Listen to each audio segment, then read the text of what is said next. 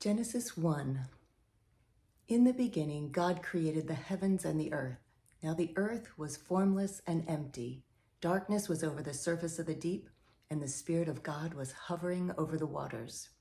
And God said, "Let there be light." And there was light. God saw that the light was good, and he separated the light from the darkness. God called the light day, and the darkness he called night. And there was evening, and there was morning, the first day. And God said, "Let there be an expanse between the waters to separate water from water." So God made the expanse and separated the water under the expanse from the water above it. And it was so. God called the expanse sky, and there was evening and there was morning, the second day. And God said, "Let the water under the sky be gathered to the one place, and let dry ground appear." And it was so. God called the dry ground land, and gathered the waters he called seas. And God saw that it was good. Then God said, "Let the land produce vegetation, seed-bearing plants and trees on the land that bear fruit with seed in it, according to their various kinds." And it was so. The land produced vegetation, plants bearing seed according to their kinds, and trees bearing fruit with seed in it according to their kinds. And God saw that it was good. And there was evening and there was morning, the third day. And God said, "Let there be lights in the expanse of the sky to separate the day from the night, and let them serve as signs to mark seasons and days and years. And let them be lights in the expanse of the sky to give light on the earth." And it was so. God made two great lights, the greater light to govern the day, the lesser light to govern the night. He also made the stars. God set them in the expanse of the sky to give light on the earth, to govern the day and the night, and to separate light from darkness. And God saw that it was good. And there was evening and there was morning, the fourth day. And God said, "Let the water teem with living creatures, and let birds fly above the earth, across the expanse of the sky." So God created the great creatures of the sea and every living and moving thing with which the water teems according to their kinds, and every winged bird according to its kind. And God saw that it was good. God blessed them and said, "Be fruitful and increase in number, and fill the waters in the seas, and let the birds increase on the earth." And there was evening and there was morning, the fifth day. And God said, "Let the land produce living creatures according to their kinds, livestock, creatures that move along the ground, and wild animals, each according to its kind." And it was so. God made the wild animals according to their kinds, the livestock according to their kinds, and all the creatures that move along the ground according to their kinds. And God saw that it was good. Then God said, "Let us make man in our image, in our likeness, and let them rule over the fish of the sea, and the birds of the air, over the livestock, over all the earth, and over all the creatures that move along the ground." So God created man in his own image. In the image of God, he created him, male and female, he created them. God blessed them and said to them, "Be fruitful and increase in number, fill the earth and subdue it.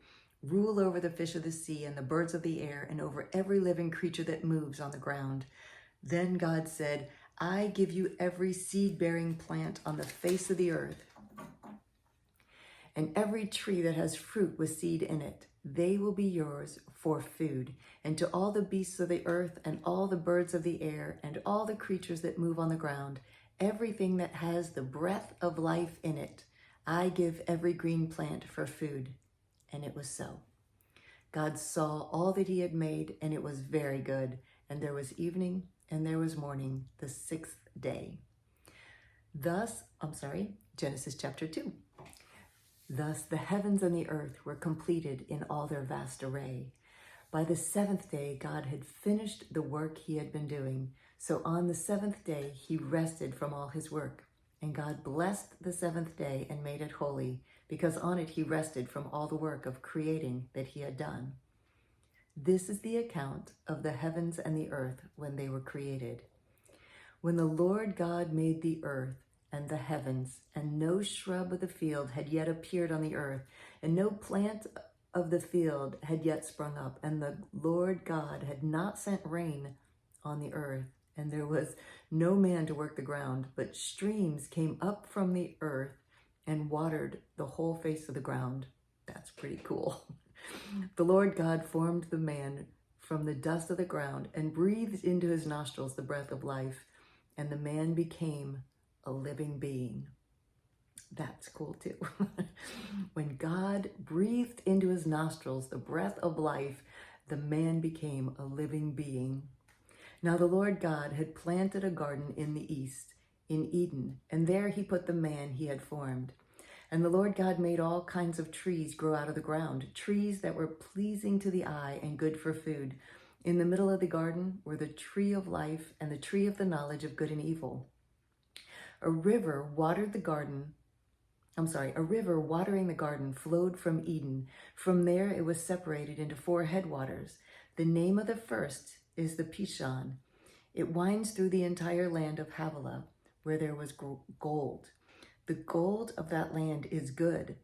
Aromatic resin and onyx are also there. The name of the second river is the Gihon. It winds through the entire land of Cush. The name of the third river is the Tigris. It runs along the east side of Asher, and the fourth river is the Euphrates. The Lord God took the man and put him in the Garden of Eden to work it and take care of it.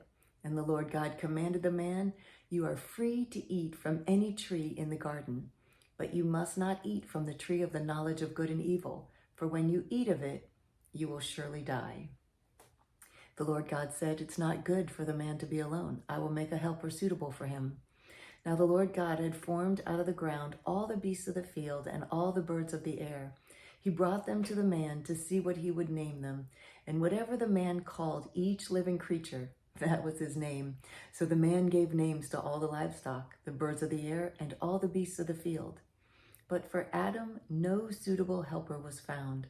So the Lord God caused the man to fall into a deep sleep. And while he was sleeping, he took one of the man's ribs and closed up the place with flesh. Then the Lord God made a woman from the rib he had taken out of the man, and he brought her to the man. Then the man said, "This is now bone of my bones and flesh of my flesh. She shall be called woman, for she was taken out of man." For this reason, a man will leave his father and mother and be united to his wife, and they will become one flesh. The man and his wife were both naked, and they felt no shame. Genesis chapter 3. Now the serpent was more crafty than any of the wild animals the Lord God had made. He said to the woman, "Did God really say you must not eat from any tree in the garden?" The woman said to the serpent, "We may eat fruit from the trees of the garden, but God did say you must not eat fruit from the tree that is in the middle of the garden, and you must not touch it or you will die." "You will not surely die," the serpent said to the woman, "for God knows that when you eat of it, your eyes will be opened and you will be like God, knowing good and evil." When the woman saw that the fruit of the tree was good for food and pleasing to the eye, and also desirable for gaining wisdom, she took some of it and ate it. She also gave some of it to her husband, who was with her, and he ate it.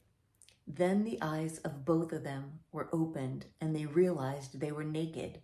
So they sewed fig leaves together and made coverings for themselves. Then the man and his wife heard the sound of the Lord God as he was walking in the garden in the cool of the day. And they hid from the Lord God among the trees of the garden. But the Lord God called to the man, "Where are you?" He answered, "I heard you in the garden, and I was afraid because I was naked, so I hid." And he said, "Who told you that you were naked? Have you eaten from the tree that I commanded you not to eat from?" The man said, "The woman you put here with me, she gave me some fruit from the tree, and I ate it." Then the Lord God said to the woman, "What is this you have done?" The woman said, "The serpent deceived me, and I ate." So the Lord God said to the serpent, "Because you have done this, cursed are you above all the livestock and all the wild animals. You will crawl on your belly, and you will eat dust all the days of your life. And I will put enmity between you and the woman, and between your offspring and hers. He will crush your head, and you will strike his heel." To the woman he said, I will greatly increase your pains in childbirth. With pain you will give birth to children. Your desire will be for your husband, and he will rule over you. To Adam he said, because you listened to your wife and ate from the tree about which I commanded you, you must not eat of it. Cursed is the ground because of you. Through painful toil you will eat of it all the days of your life. It will produce thorns and thistles for you, and you will eat the plants of the field. By the sweat of your brow you will eat your food until you return to the ground, since from it you were taken, for dust you are, and to dust you will return. Adam named his wife Eve because she would become the mother of all the living. The Lord God made garments of skin for Adam and his wife and clothed them. And the Lord God said, the man has now become like one of us, knowing good and evil. He must not be allowed to reach out his hand and take also from the tree of life and eat and live forever.